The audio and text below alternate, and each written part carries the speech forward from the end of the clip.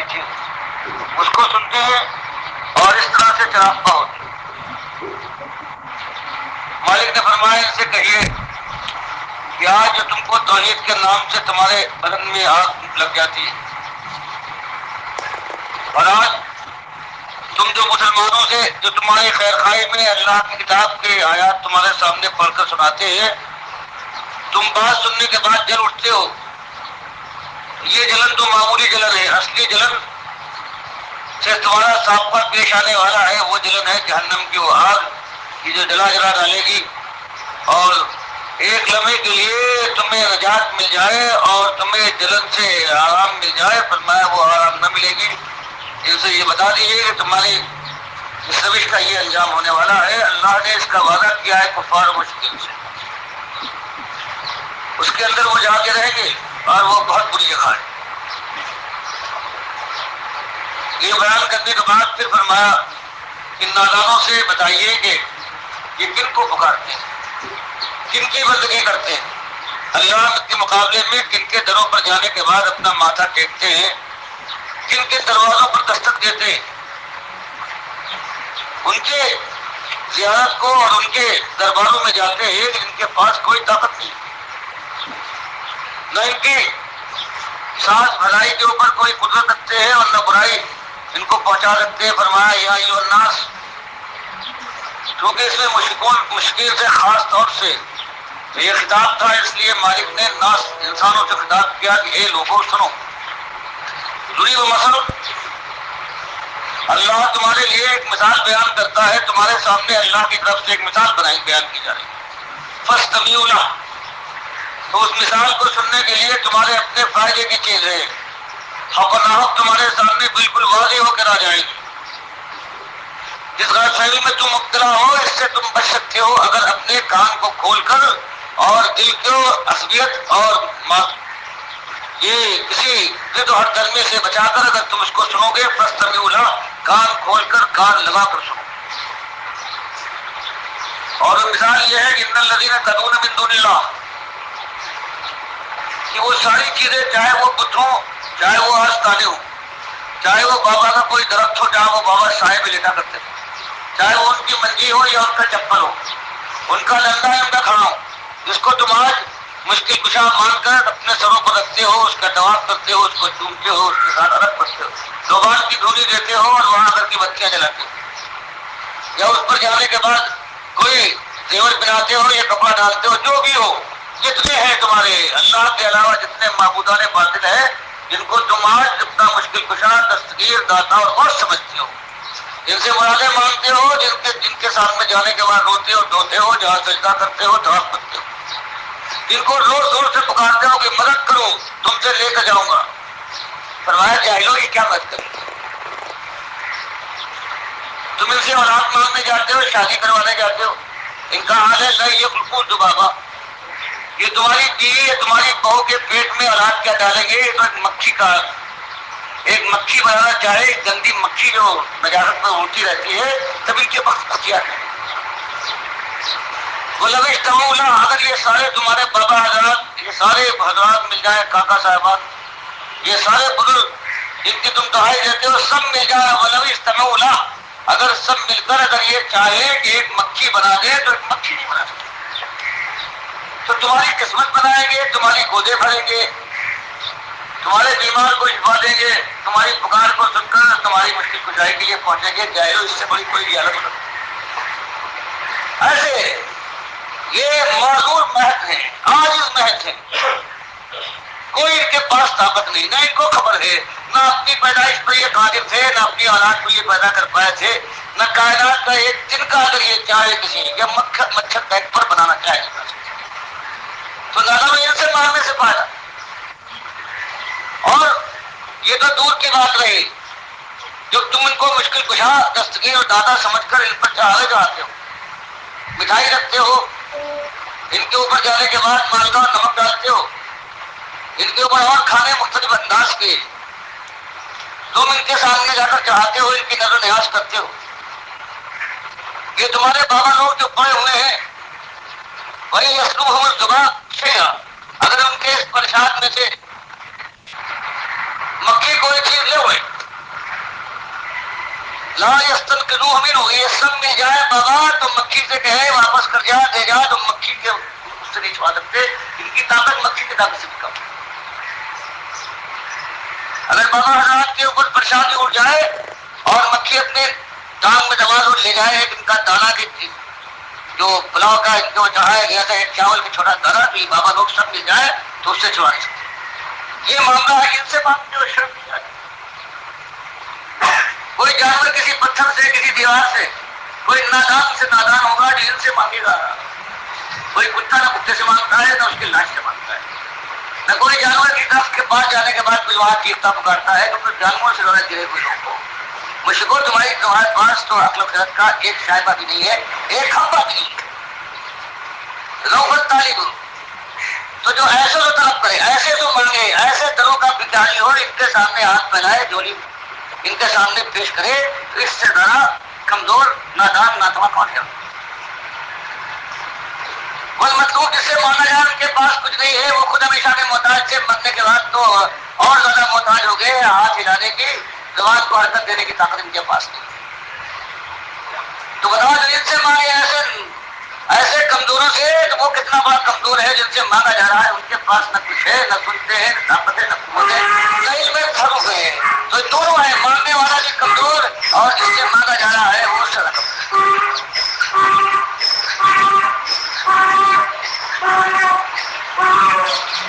اصلی بات یہ ہے کہ ظالموں کی اللہ کی قدر ان کے دماغ میں، ان کے ذہن میں نہیں سما پاتی۔ اللہ کی عزت ان کی نگاہ میں کچھ نہیں ہے، اس کا وقار ذرہ برابر ان کی نگاہ میں نہیں ہے، تو پتھروں کو پوجنے والے ہیں، درختوں کے سامنے جھک جائیں گے۔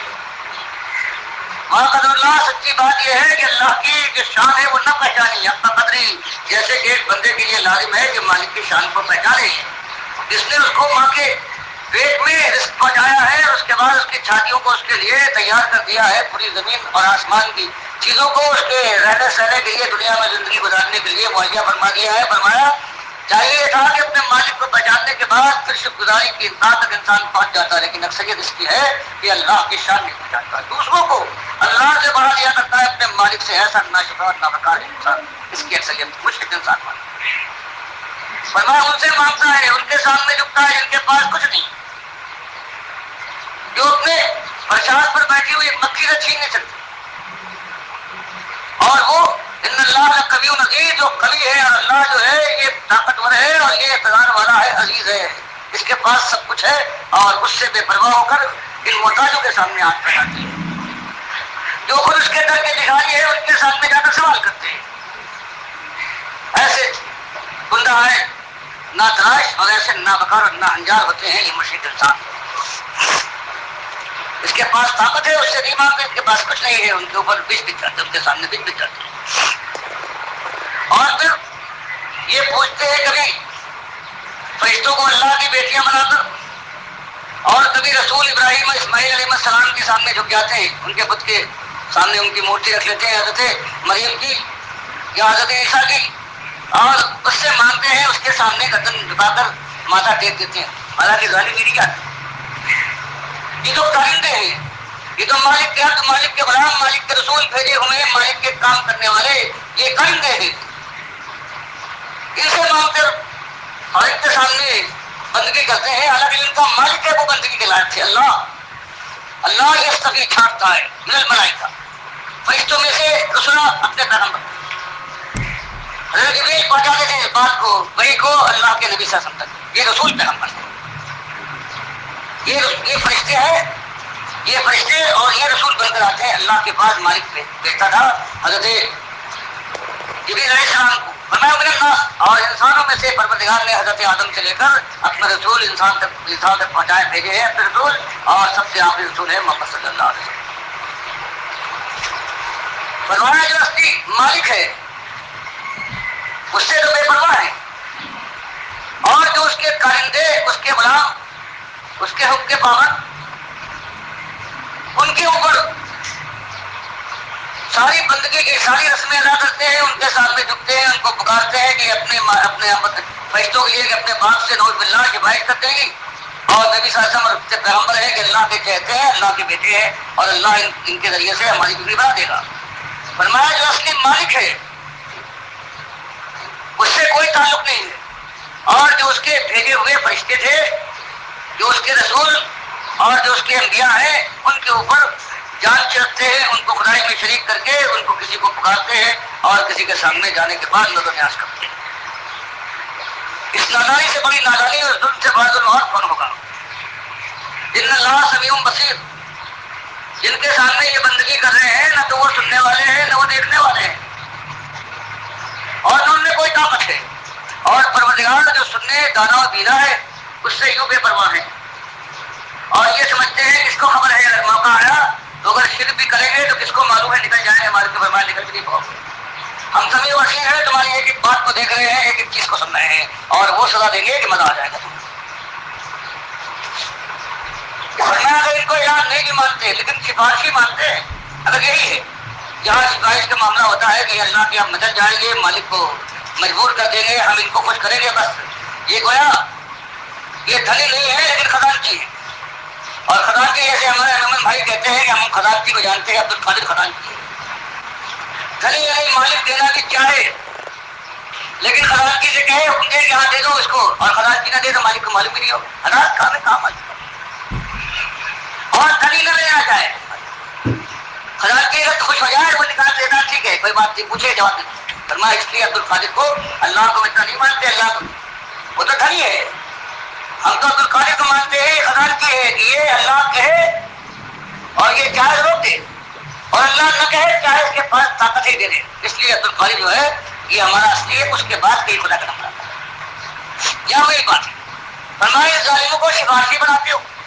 ظالموں ان بزرگوں کو، یہ ولی اللہ کے ہیں، یہ فرشتے ہیں، ان کو ظالموں سفارشی بناتے ہو. سفارشی تو وہ ہو سکتا ہے کہ جو جس کے پاس جا کر سفارش کرے اس سے راہ جاننے والا، جیسے آج دنیا میں ہوتا ہے. کسی کے پاس سفارش کرنا ہے کہ صاحب ان پر نوکر رکھ لیجیے، آپ کو خبر نہیں ہے، میں جانتا ہوں کہ بادشاہ کام کرتا ہے. یا کسی پر ظلم ہوا ہے، ایک انسان سفارش کرنا چاہتا ہے کسی کے پاس اور جا کر کہتا ہے کہ آپ کو معلوم نہیں اس پر ظلم ہوا ہے، آپ مجھ پر اعتبار کیجیے، اور آپ مجھ پر اعتبار کرتے ہیں، آپ سمجھتے ہیں میں سچا آدمی ہوں تو میں آپ کو بتاتا ہوں. فرمایا سفارش تو وہاں ہوتی ہے کہ جس کے سامنے سفارش پیش کی جائے اس کو علم نہ ہو، دوسرا کوئی اس کا جاننے والا یا قابل اعتماد ہو وہ جا کے بتا دے. میں اللہ کا کوئی معاملہ کیا یہ کیا سفارش کریں گے تو کیا مانتے؟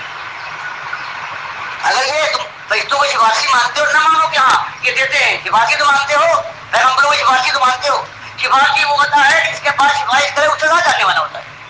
اور جس کو تو سفارشی نہ رہو تم سفارشی بناتے ہو، ان کے پاس تو کچھ نہیں ہے. جس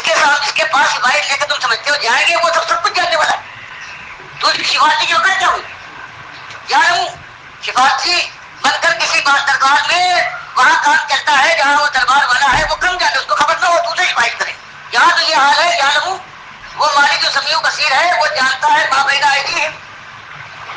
جن کی سفارش کی جا رہی ہے ان کے سامنے جو ہے وہ بھی جانتا ہے وہ، اور جو سفارش کرنے والے ہوں وہ بھی جانتا ہے وہ. وما خلقہم، اور جو ان کے چھوڑ رہے ہیں پیچھے جو آگے بھیجا ہے وہ سب سے واقف تو ایک ذات ہے.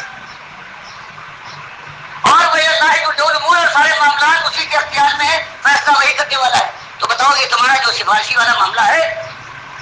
کیسی نادانی کی بات ہے، کیسی عقل و خرد کے خلاف بات ہے. کسی غریب کی کوئی سفارش کرنے جاتے ہو، کسی سے بات کے پیسہ دے دو، تم کہتے ہو کہ میں زیادہ واقف ہوں، آپ کو مجھ پر اعتماد ہے، یہ غریب ہے، مستحق ہے، تو وہاں تو آپ سفارش کیجیے، اس کو نہیں معلوم سے دلوا رہے ہو. لیکن مالک کی بات آپ مجھے معلوم نہیں ہے، وہاں تو مالک تم سے آ جانتا ہے، تو دینا ہوگا تو وہ خود دے گا. تم سفارشی کہا کہ تم کو خبر بھی نہیں، اصلی بات ہے تم کو واقف نہیں سفارشتا. یہ مالک نے آتے رہا جو سفارش والی شرک ہے جس کو یوں کہتا ہے کہ ہم تمہارے سامنے کیا کرتے ہو. سفارش تو ہے اللہ جلیہ، ہم کو سب معلوم ہے، ہم کو کسی کہنے کی ضرورت تو نہیں، جو کہنے والا ہے اس کو خود ہی معلوم.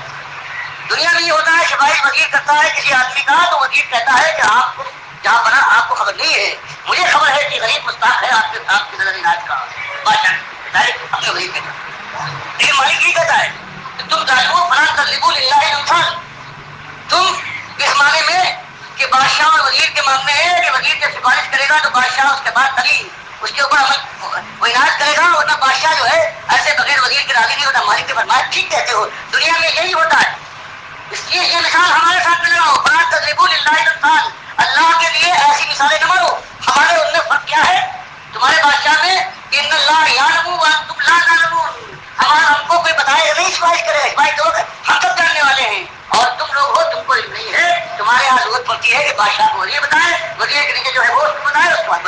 فرمایا یہ تمہاری سفارش کا معاملہ ہے، ظالموں قرآن نے جگہ جگہ اس کو مارا ہے، سفارش تو وہ کرے اس کے سامنے سفارش کرنا چاہتا ہے، اسے ضرور معلوم ہو اس کو آپ کو نہیں بولا، آپ کو معلوم ہے۔ یہ مالک یار وہی بات کہہ دی کہ اگر تم نہیں مانتے فتیا، تم نہیں مانتے ہو کہ یہی صحیح معنوں میں دینے دلانے والے ہیں، لیکن سفارشی تو مانتے ہو، اور سفارشی کے لیے یہ معاملہ ہے، سفارش تو وہ کرے اس کو زیادہ علم ہو، اس کے سامنے سفارش کی جا رہی اور ان کو اس کا علم، اور اختیار جو ہے آخر کار اس کو علم کی ہے، سارا اختیار جو ہے بین اللہ ہی اور اللہ ہی کی طرف جو امور سارے معاملات ہیں اپنے انتہا کے لیے فیصلے کے لیے ادھر جانے والے ہیں، تو وہ جو علم والا ہے اپنے سے فیصلہ کرے، ان کو کس بیچ میں داخل کرتے ہیں۔ یہ بیان کرنے کے بعد شرک کی شناخت کو اب مسلمانوں سے خطاب ہو کر کہتا ہے مالک فرماتا ہے یا ایھا الذین آمنوا کہ ایماندارو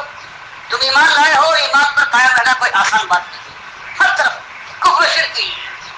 یہ ہلاؤ ہے، یہ آگ لگی ہوئی ہے، ان کے آتش کا دے سکے گا، ہر طرف غیر اللہ کی پکارے ہیں، نظر نیاز ہے، ان کے درشن کو جاتے ان کے دن منائے جا رہے ہیں۔ اب ایسی حالت میں توحید پر قائم رہنا، اپنے ایمان کو بچانا بہت ہی مشکل ہے، اس کے لیے تمہیں کچھ کرنا پڑے گا، اضافی چیزیں زور لگانا پڑے گا، یا ایھا الذین آمنوا اے ایمان لانے والو۔ اب اس کے لیے وہی یہاں صبر صلاح آتا ہے، مالک فرماتا ہے ارکعوا، اب اس کے لیے ارکعوا واسجدوا، یہ رکوع کرو سجود کرو، یعنی نمازوں کے اوپر پابندی۔ بھائی کبھی مالک فرماتا ہے کہ یا ایھا الذین آمنوا استعینوا بالصبر والصلاۃ، اس کو اس انداز سے بیان کرتا ہوں کہ مالک کو یاد کرو، رکوع کرو، سجدہ کرو، واعبدوا ربکم، اور اپنے مالک کے ہر طرح سے بندگی، غلامی، اطاعت، فرما برداری، بس ہر چیز کی غلامی ہے مالک کی کر لو، چاہے وہ عبادت کا معاملہ ہو، چاہے کسی برداری کا معاملہ ہو، چاہے کسی پوجا اور پاٹ کا معاملہ ہو، سجدے اور رکوع کا معاملہ ہو، یا زیارت کا معاملہ ہو، تو سارا ہر جگہ اللہ ہی ہے، اللہ کے حکم کو مانو، غلاموں کی طرح سے نمازیں پڑھو، اور وفل خیر اور جتنے ہمارے صالحہ ہیں ان کے اوپر آگے بجاؤ۔ جب ایمان کے بعد عمل صالح ہوگا تمہارے اندر، نماز کی پابندی کرو گے، تو اس کے بعد لعلکم، تب یہ ممکن ہے کہ تفلحون، تاکہ تم فلاح پا جاؤ، اور جہنم کا ایک آگ کا شعلہ تمہارے جسم جان کے دامن پر ہمیں بڑا جنت کی بادشاہی میں بڑا یافتہ ہوا ہے کہ جو براہ راست داخل ہو جائے جنت کی بادشاہی۔ فرمایا اس کے لیے جہاں تم نے اپنی ذات تک، اپنے ایمان اور عمل صالح کو اپنے ذات تک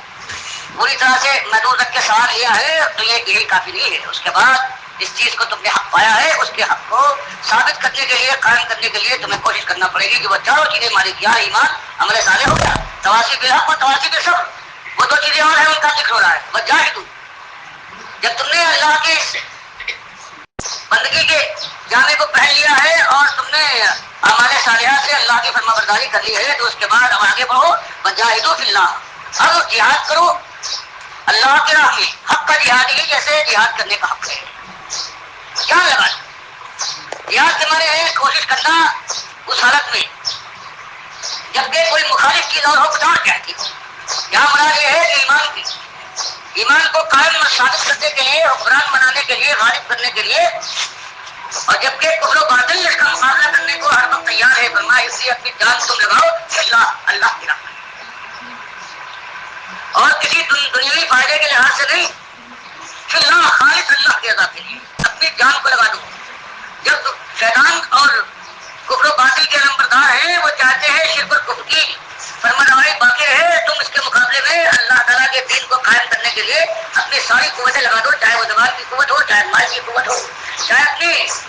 ہاتھ کی کتابت کی قوت ہو، اور چاہے وہ زمانہ آ جائے کہ میدان قتال میں جب فولاد سے اور جس نشان مل جایا کرتا ہے، جب سر اچھلتے ہیں سیدھے چاک ہو جاتے ہیں، جب خون کے فوارے پھوٹ پڑتے ہیں، یہ دھرتی کو رنگ من کر لہرا اٹھتی ہے، وہ زمانہ آ جائے تو سب کا جہادی جان لگا دو آخری وقت تک شہادت کی تمنا میں آتے دیر کون ہو، ساری طاقتیں اور قوتیں ایمان اور عمل صالح کے بعد تواصی بالحق اور تواصی بالصبر کے اندر جو ہے وہ جا کر چھوڑ دو، یہ تمہارا کام ہے۔ اب کا جہادی اس میں کمی نہیں ہونا چاہیے، پوری جان لو، اور سمجھ لو تم سے یہ مطالبہ ہو رہا ہے اس لیے وہ اجتماع کو کہ تم ایماندارو، تم کو اللہ نے چھانا ہے، تم اس کے مجتبی ہو، مجتبی میں چھانا ہوا، وما جعل علیکم فی الدین من حرج، اور ما جعل نہیں بنایا تمہارے اوپر فی الدین، کس دین کی پیروی اطاعت میں، من حرج کوئی تنگی نہیں پیدا کیا، ایمان دیکھو بالکل صاف اور صاف، اعمال ایسے کہ انسان سے کر سکتا ہے، تواصی بالحق یہی تواصی بالصبر، چاروں چیزیں ایسی ہیں، مالک فرماتا ہے اس سے پہلے قوموں نے تحریف کرنے کے بعد کیا کچھ نہیں کر ڈالا تھا، کہ کھان میں یہودیوں کے اگر کہیں پیشاب لگ جائے تو کھان کاٹ کرتے فرمایا ان ساری چیزوں سے جو تحریفات تھی دوسری امتوں کے اندر پروردگار عالم نے تم کو اس سے نجات دی ہے اور تمہارے لیے ایک واضح جو ایسا دین کہ بغیر کسی ٹیڑھ حرج تنگی کے ہے اس پر عمل کرنا ایک انسان کے لیے ممکن ہے. فرمایا کون؟ ملت ابراہیم ابراہیم. خاص یہاں حرفوں کا ہے لیکن وہ حضرت ابراہیم وہ ہے جن کے اوپر دنیا کے سارے جو اہل کتاب گزرے ہیں سب ان کو ماننے والے ہیں. مثلا چاہے وہ یہودی ہو، چاہے وہ عیسائی ہو، چاہے وہ عیسائی ہو، یہ سب ماننے والے کہ ابراہیم علیہ السلام ہمارے پاس. ایسا کوئی نہیں. حضرت نوح کے اوپر سب متفق نہیں ہے. اور یہاں عرب کو دیکھیے، عرب کے لوگ بھی تھے پڑے جو سارے لوگ کہتے ہیں ہاں ابراہیم ہمارے دادا تھے، ہمارے جد حالات تھے، ہم ماننے والے. تمہاری فرماتا ہے تمہاری ملت، تمہارا طریقہ، تمہارا دین وہ ہے تمہارے باپ ابراہیم کا تھا. تم سارے یہاں کے اہل کتاب ہو، چاہے یہودی ہو، چاہے عیسائی ہو، چاہے یہ عرب کے عام مشرک ہوں، یہ سب اپنا بڑا اپنا باپ مانتے ہیں ابراہیم علیہ السلام. ان کی ملت ہے، وہ صحیح حنیف تھے، یکسو تھے. وہ نہ یہودی تھے، مالک فرماتا ہے، نہ عیسائی تھے. اور تم سے تو کوئی نسبت نہیں ہے مشرکو، صاحب جو اہل کتاب نہیں ہے تم بڑے ہو مشرکو، قریش مکہ کے لوگوں، تم سے تو کوئی تعلق نہیں ہے. وہ تو خالی حنیف تھا، یکسو تھا. اور ماں کان من المشرکین، تو وہ تو مشرک تھے ہی اور تم خالص مشرک ہو. تو یہاں پر بتایا جا رہا ہے کہ جتنے لوگ آج مخاطب ہیں ان سے کہا جا رہا ہے کہ دین ابراہیمی کو پکڑ لو، اس کے اندر کوئی ٹیڑھ نہیں ہے. جو یہودیت سے، عیسائیت سے، صابیت سے اور عرب کا جو آج مشرکین کا مذہب ہے سب سے پہلے گزرے ہیں اور تم سب ان پر متفق ہو. وہ ہم بتا رہے ہیں وہ دین حنیف، اس کو اختیار کرو. وہ سماکم المسلمین، اللہ تعالیٰ نے تمہارا نام اس سے پہلے ہی مسلم رکھا ہے. جتنی قومیں امتوں جو انبیاء نے گزری ہیں سب مسلمان تھے، سب فرما بردار. اللہ نے ان کا نام مسلم رکھا ہے. مسلمان نام جو ہے یہ فارسی ہے، مسلم تو عربی ہے مسلم، اور عربی میں مسلمان کے معنی دو مسلمان. ہمارے یہاں ساری چیزیں جو عربی ہیں، فارسی گسائی ہے، نماز، روزہ، مسلمان سب یہی فارسی کی آئی ہے. ورنہ ہمارے یہاں صلاۃ وہ ہے، نماز، صیام ہے، روزہ. اور اسی طرح سے مسلم کہتے ہیں ہمارے مسلمان کو، یا مومن کہتے ہیں. اور مسلمان جو ہے یہ فارسی لفظ ہے، اردو میں آ کر اس کے معنی ہو گئے ایک مسلمان. لیکن عربی کے اندر مسلم سے مسلمان ہے، مسلمان مانے ہوتے ہیں دو مسلمان مانے. فرمایا اللہ نے تمہارا نام کوئی آج میں تم مسلم نہیں ہو. مسلم مانے فرما بتا. جتنی امتیں گزری ہے اپنے پیغمبروں پر ایمان لانے والی سب کا پروردگار نے نام مسلم رکھا ہے. من قبل وفی ہذا، اس سے پہلے جو کتابیں گزری ہیں امتیں آئی ہیں ان میں اندر بھی وفی ہذا، اور اس آخری امت میں اور قرآن کے اندر بھی تمہارا نام مسلم ہے. اور تم کو اس لیے چاہتا ہے یکونا، تاکہ ہوئے الرسول، ہمارا یہ آخری رسول محمد صلی اللہ علیہ وسلم شہید علیکم، تمہارے اوپر دین کی گواہی دیں، پورا دین تمہارے سامنے پیش کرے، اس پر چل کر دکھائے. یہ انسانوں کے لیے اترا ہے، دنیا والوں کے لیے اترا ہے، اور اس پر پوری طرح سے عمل ہو سکتا ہے اللہ کی طرف سے. اور تم ان کی پیروی کرو، تکونوا شہداء علی الناس، اور تم پیروی کرنے کے بعد تم گواہ اور شہید بنو لوگوں کے اوپر کہ تم بھی ایمان کے رنگ میں اپنے نبی کے طریقے میں رنگ کر یکسو ہو جاؤ اور دنیا کے اوپر اتمام حجت کر دو کہ اللہ کے مومن بندے جو نبی نہیں ہے، غیر نبی ہے، وہ بھی اس دین کو پوری طرح سے اپنا سکتے ہیں، اس پر چل سکتے ہیں. اپنا حق کے سامنے پیش کرو، عقائد صاف کرو، توحید یہ ہے، شرک یہ ہے، سنت یہ ہے، بدعت یہ ہے، دنیا پرستی یہ ہے اور آخرت پرستی یہ ہے. یہ تو ذمہ داری ہے. اس طرح سے دنیا میں رہو کہ بات بات سے ہو جائے، یہ نہیں انہیں کے اندر مل کر پہچان کیا جا سکے کہ مسلم کون ہے غیر مسلم کون ہے. اس کے لیے باقی مسئلہ ایمان کے ساتھ ساتھ تمہیں نمازوں کی اقامت کرنا پڑے گی، اس کو قائم کرنے قیام کے سلسلے میں ساری طاقتیں لگانا پڑے گی. پوری شرائط کے ساتھ مسجدیں بناؤ گے، وضو کرو گے، جماعت کی پابندی ہوگی، اوقات کا خیال رکھو گے، سنت کی ایک ایک بات کو اپناؤ گے. فرمایا وہ انداز کوشش کرو گے پوری دنیا کے اندر وہ نظام پیدا ہو جائے کہ جو اقیم الصلاۃ کا زمانہ ہو اور جو اس طرح سے نظام بالکل صحیح جو اللہ کے نبی صلی اللہ علیہ وسلم کے زمانے میں تھا، اس طرح سے نماز کا نظام قائم ہو. بعض التقا جان مالک کے سامنے چکاتے ہو نماز میں، تو مال بھی اللہ کے اوپر قربان کر دو، جتنا فرض ہے وہ فرض دو، جو اس کے بعد اس سے زیادہ نفل ہے اس کو بھی دو، اللہ کی راہ میں صدقات ہے، خیرات ہے. وَاعْتَصِمُوا بِاللَّهِ، مختصر یہ ہے کہ مالک کے دین سے چمٹ جاؤ، اللہ سے چمٹ جاؤ، مانے مضبوط پکڑ لو اللہ کی حبل اللہ، پروردگار کی رسی کو مضبوط کے ساتھ پکڑ لو. بس اب تمہاری زندگی میں ایک ہی کام ہے کہ اپنے مالک کو راضی کرنے کی کوشش کرو گے، اور اس کا طریقہ وہی ہے جس کے آپ کے نبی صلی اللہ علیہ وسلم کی سنت کے واضح فرمایا ہے، دنیا کے بجائے آخرت میں نگاہ جمی ہوگی. فرمایا یہ طریقہ کرو گے تب تم دیکھو گے ہوا مولا کو، تب وہ تمہارا آقا، تمہارا مالک تمہارا سرپرست، تمہارا نگراں، اور تمہارا صحیح معنوں میں ہم کا تو غمگسار ہو کر تم کو طاقت دے گا، تمہاری عزت کو بڑھائے گا، وہ تمہارا آقا ہے غنیمت مولا۔ اور جس کو ایسا آقا مل جائے کیا خوب ہے آقا غنیمت نصیر۔ اور جب موقع پڑے گا مدد کرنے کا موقع آئے گا تو وہی ہے مدد کرنے والا، طاقت اس کے پاس، اس کی لشکر ہر وقت تیار، اس کو ہر بات کی خبر ہے۔ فرمایا مالک کو اپنا آقا بناؤ، پروردگار کے سامنے جھک جاؤ، اور اللہ اپنی فرمانبرداری کرنے والے گروہ کے ساتھ ہوتا ہے۔ پروردگار کا وعدہ ہے کہ مالک اس گروہ کو دنیا اور آخرت میں کامیاب کر کے رہے گا۔ تو یہ وہ چیز ہے جس کے اندر پروردگار نے شرک کو یہ شناخت ہے وہ بتائی ہے، اور بتایا ہے کہ مسلمان کا کیا حق ہے، کیا فرض ہے، اور جانتے ہیں صحابہ کرام نے جان لگا دی ہے کسی ایک چیز کو حاصل کرنے کے بعد کہ مالک اس سے راضی ہو جائے۔ مالک فرماتا ہے کہ لقیتہ بمثلھا مغفرہ، یہ گنہگار میرے پاس آئے گا تو میں اس سے ملاقات کروں گا، بمثلھا جتنے اس کے گناہ ہے زمین کو بھر دینے والے، اتنی ہی معافی کے ساتھ میں اس سے ملاقات کروں گا۔ یہی قرآن کا مضمون ہے، ان اللہ لا یغفر ان یشرک به ویغفر ما دون ذلک لمن یشاء۔ ان اللہ لا یغفر، مالک کی ایک بات طے کی ہوئی ہے کہ وہ نہیں معاف کرے گا جو اس کے ساتھ شرک کرے، شریک ٹھہرائے۔ اور شریک کے معنی یہ ہوتے ہیں کہ مالک کی ذات ہے، کوئی یہ کہے کہ مالک کی اولاد ہے، جیسے عیسائیوں نے کہا کہ حضرت عیسیٰ اللہ کے بیٹے، یہودیوں نے کہا کہ حضرت عزیر اللہ کے بیٹے۔ یہ گویا اللہ کی ذات میں شرک ہے کہ مالک کی ذات کا ایک ٹکڑا ہے، ایک اولاد ہوتی ہے وہ اپنے ماں اور باپ کے ایک حصے سے بنتی ہے۔ تو اس کے معنی یہ ہے کہ ان کے کہنے کے باوجود حضرت عیسیٰ کے اندر اللہ کی ذات کا ایک حصہ شامل ہے، ٹکڑا شامل ہے، جس طرح سے اولاد بنتی ہے باپ کے حصے سے۔ یہی یہودی کہتے ہیں حضرت عزیر کے بارے میں۔ تو یہ ذات کا شرک ہے، سب سے بڑا شرک جو ہے جو ہمارے یہاں مسلمانوں میں رائج ہو گیا ہے، وہ یہ ہے کہ اللہ تعالیٰ نور کا ہے اور اللہ نے اپنے نور کا ایک ٹکڑا کاٹ کر محمد حسن کو بنایا ہے اور کسی کو نہیں بنایا۔ وہ تعویل بھی ممکن نہیں ہے، بتا دیا کہ یہ اللہ نبی صلی اللہ علیہ وسلم ہے، یہ اللہ کے اصلی ذات کے نور کے۔ ایسی کوئی قوم اتنی مشرک نہیں ہوئی ہے جیسے آج مسلمان قوم، اس کے آپ وہی الفانی کا میں نے آپ کو حوالہ دیا ہے، اور وہ یہ تک کہتے ہیں کہ یہ صرف کام اللہ کے نبی صاحب کے ساتھ ہوا ہے اور کوئی نہیں ہے اللہ کی ذات کا ٹکڑا۔ اب کوئی ڈیٹا کے ساتھ نور کے معنی یہ ہے، ذات کے معنی یہ ہے، وہ ساری چیزیں بند کر دی کہ صرف نہیں، نبی صلی اللہ علیہ وسلم ہے وہ اللہ کے ذات کے ٹکڑے۔ یہ کہلاتی ہے یہ ذات میں شرک۔